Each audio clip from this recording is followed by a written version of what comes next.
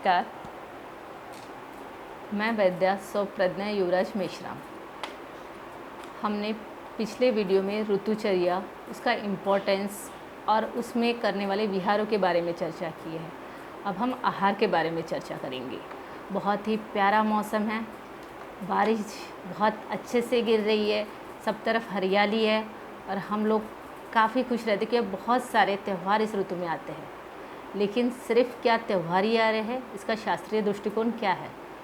Maximum त्यौहारों में उपवास को बहुत महत्व दिया गया है और यह ऋतु होता है वात का प्रकोप और पित्त का संचय काल। इन चीज़ों के लिए हमारे आचार्यों की सोच को देखिए, कितना सटीक और वैज्ञानिक उनका वर्णन है कि उन्होंने वर्षा ऋतु में ही सारे त्यौहारों को डाल दिए। अगस्त महीना शुरू है 2022 और बहुत ही त्योहारों से मिली जुली छुट्टियाँ बहुत है, बच्चे बहुत खुश हैं और इसी मौसम में हमारे खान पान पे बहुत ज़्यादा ध्यान देना है कि बीमारियों की भी बहुत ज़्यादा रेलचेल है। पेशेंट कंटिन्यू बढ़ते जा रहे हैं, बुखार, सर्दी, खांसी, इससे लेकर डिसेंट्री, डायरिया, यहाँ तक कि वोमिटिंग, बहुत सारे डिजीज़ आते जा रहे हैं। अब इन डिजीज़ के कारण हमारी त्योहारों की छुट्टियां बहुत ही ख़राब होती जा रही है, तो हमें करना है एक स्वस्थ रहने के लिए बहुत ही ध्यान देना है हमारे खान पान पे। इस खान पान में अब आप लोगों को तकलीफ़ होंगी कि खान पान पे ध्यान देना है, त्यौहार इतने सारे हैं। देखिए, बहुत ही सुंदर हमारे आचार्यों ने वर्णन किया हुआ है कि त्योहारों में उन्होंने घी का उपयोग बहुत प्रमाण में करने को बोला और घी से सारे खीर से लेकर हलवा तक के हर चीज़ में घी डालना है। पित्त का शमन करने के लिए घी सर्वोत्तम है और गाय का घी सबसे अच्छा है क्योंकि वह दीपन, पाचन और लघु है। इसीलिए हमारे इसमें जो त्यौहार आया है, देखिए कितना सोच कर उन्होंने बताया है। अब हम शारीरिक बल पर आएंगे कि यहाँ हमें किस तरह का खान पान रखना है कि हमें स्वस्थ रहना है। जो अभी चल रहा है, बुखार, सर्दी, खांसी, डिसेंट्री, डायरिया, वोमिटिंग, इन सारों को अगर आपको नहीं झेलना है तो ये वीडियो लास्ट तक के देखना। इसमें हम 3 ऐसे इम्पोर्टेंट आपको टिप्स बताएंगे जिससे आप बीमार नहीं होंगे। तो इसमें सबसे पहले आता है कि हमें कब खाना चाहिए, अन्न का सेवन कब करना चाहिए। आपका जब पेट हल्का हो जाए, आपको भूख लगे, तभी आप खाना खाइए। अगर आपको भूख लगी नहीं है तो प्लीज़ इस ऋतु में समय हो गया, इस कारण खाना खाने की गलती ना करें। ये पित्त का संचय काल है, इसके कारण आपको पित्तज व्याधि ज़्यादा हो सकती है। अब हम लोग आएंगे कि हमें कितनी मात्रा में खाना चाहिए। तो हमारे आचार्य ने कहा कि हमें एक भाग खाने के लिए देना है, एक भाग पानी के लिए देना और एक भाग हवा के लिए देना है। यानी हमें हमारी भूख का सिर्फ 1/3 ही खाना खाना चाहिए, जबकि हम लोग बहुत पेट भर के खाना खाते हैं। यहाँ हम गलती करते हैं और फिर एसिडिटी, अम्लपित्त, उल्टियाँ, इन डिजीज से पीड़ित हो जाते हैं। तो इन चीज़ पे हमें सबसे ज़्यादा ध्यान रखना चाहिए। हमें अनाज कौन सा खाना चाहिए, सबसे मेन चीज़, क्या हम गेहूं की रोटी खाना चाहिए? बिल्कुल हमें गेहूं की रोटी खाना चाहिए। ज्वारी, बाजरा, इन रोटियों को थोड़ा सा दूर रखना है। और अगर आपको बहुत खाने की इच्छा है तो मैंने कहीं भी आपके मन को मारने के लिए नहीं कहा है। हमने पहले भी बताया है कि आधुनिक परिवेश और आयुर्वेद क्या कहता है, इनका एक मेल हमने बिठाया है। इसलिए आपको कहेंगे अगर आपकी खाने की इच्छा है तो इन चीज़ों को घी लगाकर आप ज़रूर खा सकते हैं। घी और तेल ऊपर से लगाना है। पूरी कचौरी खाने की बात मैंने नहीं की हुई है, तली चीज़ें नहीं खाना है हमें। इसमें आप तिल का तेल बहुत अच्छा रहेगा। आप अगर पसंद करते हो तो आप कम अमाउंट में सरसों का तेल भी ले सकते हो। तेल को वात शामक कहा गया हुआ है और बहुत ही अच्छी चीज़ है कि हमें तेल खाना है, लेकिन तली हुई चीज़ें नहीं खाना है। उसके साथ अगर हमें चावल खाना है तो आयरन में चावल की बहुत ही अच्छी विधि बताई है कि चावल को आप पहले थोड़ा सा भून लो और फिर उसको पकाओ, ताकि वो लघु हो जाता है, जो हमें तकलीफ़ नहीं देगा। इसी के साथ सब्जियों में जो होता है, हमें मैक्सिमम सिलेंड्रिकल सब्जियां जो भी है, जैसे भिंडी, लौकी, परवल, इन चीज़ों को खाना चाहिए। आयुर्वेद में सबसे अच्छा इस वक्त के लिए बोला है बैगन, जो सब्जियों का तो राजा कहा ही जाता है, लेकिन आयुर्वेद कहता है कि इससे हमारे शरीर के वात और पित्त का शमन होता है। आयुर्वेद के आचार्य ने इसे बहुत ही अच्छा वर्णित किया है। तो जो बैगन खाता है उसे तो हम कंटिन्यू कहेंगे बैगन खाइए आप। इसके साथ इस मौसम में खाना चाहिए अचार, जिसको हम लोग बहुत ही कम यूज़ करने को बोलते। इस मौसम में हम कहते हैं आपको कि आप खुलकर अचार खाइए, लेकिन अचार भी बहुत ज़्यादा पुराना मत खाना। एक्चुअली अचार खाने के लिए इसलिए बोला है कि इस मौसम में वात का प्रकोप हो चुका होता है और पित्त का संचय रहता है, उसी तरह जठराग्नि भी बहुत मंद हो गई है। इस वक्त जठराग्नि के प्रदीप के लिए अचार बहुत ही अच्छी चीज़ होती है। तो अब आप थाली में यूज़ कर सकते हो, अचार का सेवन कर सकते हो। मूंग की दाल बहुत अच्छी, अगर दालों में कोई दाल है तो सबसे अच्छी मूंग की दाल है, जो आयुर्वेद में बहुत ही हितकारक मानी गई है। इस दाल को बनाने की विधि हम आपको बता रहे हैं कि आप रात को इसे भिगा कर रखिए और सवेरे इसको अच्छे से पकाइए। इस सब में सबसे अच्छी चीज़ होती है कि इसको पकाकर छौंक देना होता है। छौंक आप घी का देंगे तो बहुत अच्छा है। जो तड़का दोगे इसमें हींग, कड़ी पत्ता, लहसुन, जीरा, इन चीज़ों का ज़्यादा से ज़्यादा मात्रा में आप उपयोग कीजिए।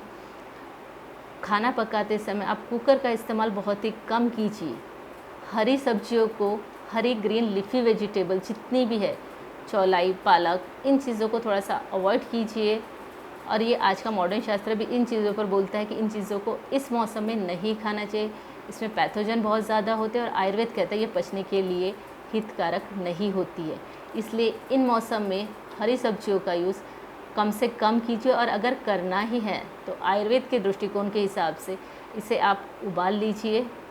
उबालना आपको कुकर में नहीं है, और मैश कीजिए और उसको घी का तड़का देकर ही खाइए। आयुर्वेद में इस चीज़ को वर्णित है। साथ में आपकी जो थाली है उसमें सबसे अच्छा स्थान होता है चटनियों को। इस मौसम में हम आपके लिए रिकमेंड करेंगे कि आप जो भी चटनी खाना चाहे इस मौसम में खाइए। उसमें पुदीना की चटनी बहुत ही टेस्टी लगती है, तिल की चटनी बहुत अच्छी होती है। हम लोग आपको स्वास्थ्य और सेहत ऐसे दोनों का एक मिक्स कॉम्बिनेशन बताना चाहते हैं। क्या खाना चाहिए इस पर तो वीडियो बना ही रहे हैं हम लोग, लेकिन क्या नहीं खाना चाहिए ये भी इम्पोर्टेंट। तो खाने चाहिए में हम स्वादिष्ट चीज़ों भी खा सकते हो। आपको इस मौसम के हिसाब से समोसे, कचौरी एंड भजिया खाने की बहुत इच्छा होती है, ज़रूर खाइए। सिर्फ खाना ये लिमिट में खाना है। दही खाने की इच्छा है तो ज़रूर खाइए। दही आयुर्वेद में इस मौसम के लिए हितकारक कहा गया है। सिर्फ दही गर्म नहीं होना चाहिए और दही का सेवन रात में ना करें, इन चीज़ों का पालन करें। साथ में दही में नमक की जगह खड़ी शक्कर का यूज़ करोगे तो फ़ायदे हमारे फिर से बढ़ रहे हैं। इन चीज़ों पर ध्यान देना है हमें। और सबसे ज़्यादा होता है कि भुना हुआ चना इस मौसम में बहुत अच्छा होता है। मुखवास बहुत ही अच्छा है। इस मौसम में खाना खाने के बाद आप पान खा सकते हो अगर आपको पसंद है। और आपको कोई भी त्वचा रोग नहीं है, आपको पित्त से संबंधित कोई विकार है तो आप ज़रूर खा सकते हो। अगर आपको गर्म नहीं होता है तो जो पान होता है उस पान को अच्छे से धोकर पोंछ के उसमें सौंफ और बाकी मुखवास वाली चीज़ें डालकर इन चीज़ों का सेवन कर सकते हैं। हम हमारे आगे की वीडियो में मुखवास और चटनियाँ, इन सारी चीज़ों के बारे में इंफॉर्मेशन देंगे कि जो आपको हेल्दी, स्वास्थ्य और सेहत दोनों का एक मिक्स कॉम्बिनेशंस देना है ताकि हम स्वस्थ रहें। और जितना हो सके उतना इन दिनों में आपको नहीं करना है, उन चीज़ों के बारे में बताते हैं हम लोग। आपको ठंडी चीज़ों से परहेज़ रखनी है, फ्रीज़ की निकाली हुई चीज़ें, और जितना बासा खाना टालोगे उतना ही अच्छा है। बासा खाना हमें नहीं खाना है, इसको वर्ज्य करना है इस मौसम के लिए। तो स्पेशली इसमें फर्मेंटेड चीज़ें, इडली, डोसा, इन चीज़ों से परहेज़ रखना है। अच्छा खाइए, स्वस्थ रहिए। इसमें हम लोग आपको एक 3 टिप्स दे रहे हैं बोनस में। ये टिप्स आप ज़रूर इस्तेमाल कीजिए। आपके खाने को स्वादिष्ट, लजीज और आपके स्वास्थ्य को संभालने की जिम्मेदारी हमारी है। इसमें हमारे आचार्य ने जो कहा है उसमें मैं आपको बता दूं, सूंठ पाउडर का यूज़ करना है। सौंठ की पाउडर, जो अदरक होता है उसको सुखाकर बनती है सौंठ पाउडर, जो कि काफ़ी बहुत ही अच्छी है, जो कि उष्ण वीर्यात्मक है, कटु, तीक्ष्ण और अग्निदीपक है। इसका आधा चम्मच चूर्ण लेना है, 1 चम्मच गुड़ लेना है। इन दोनों को एक छोटे से भगोने में आपको अच्छे से कूट लेना है और थोड़ा घी डालकर इसकी एक गोली बनती है। ये गोली आप सवेरे खाली पेट ले लीजिए, आपके लिए बहुत हितकारक रहेंगी। अगर आपको एसिडिटी की कोई तकलीफ़ है तो इससे बहुत ही ज़्यादा कम हो जाएंगी। दूसरी बात, इस मौसम में आप पी सकते हो, पानी को अच्छे से गर्म कर दीजिए, उसको पूरा ठंडा होने दीजिए। उसमें 1 चम्मच शहद डालिए और आधा नींबू का रस, जो सवेरे आप खाली पेट पे पी सकते हो।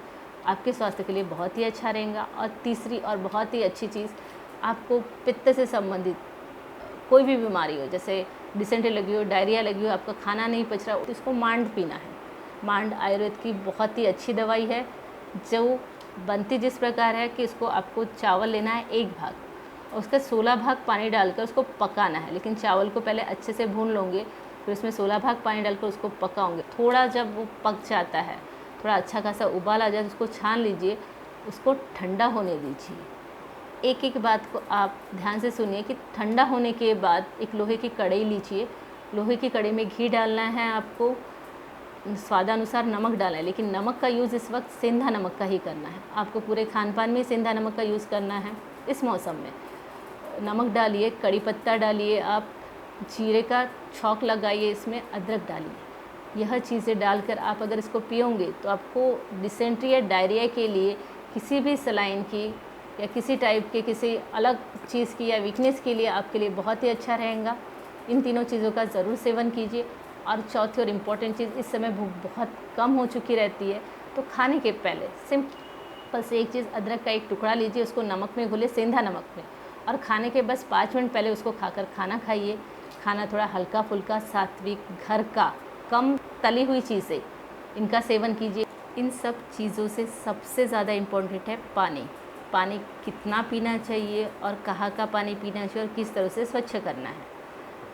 आहार में सबसे इम्पोर्टेंट चीज़ पानी का रोल होता है। इस मौसम में पानी ज़्यादा कुपित मात्रा में हो जाता है क्योंकि पित्त का संचय बढ़ जाता है।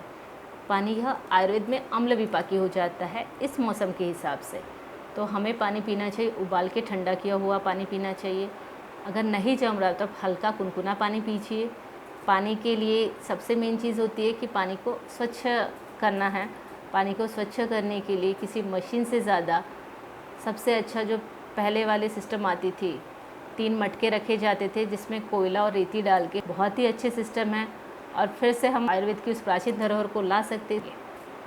दूसरी बात, इम्यूनिटी बढ़ाने के लिए सबसे अच्छा और कारागर सिद्ध हो रहा है हमारा सिद्धामृत काढ़ा, जिसको लेकर आप 3 महीने के लिए इम्यूनिटी बूस्टर कर सकते हैं और बीमारियों से दूरियां बढ़ा सकते हैं।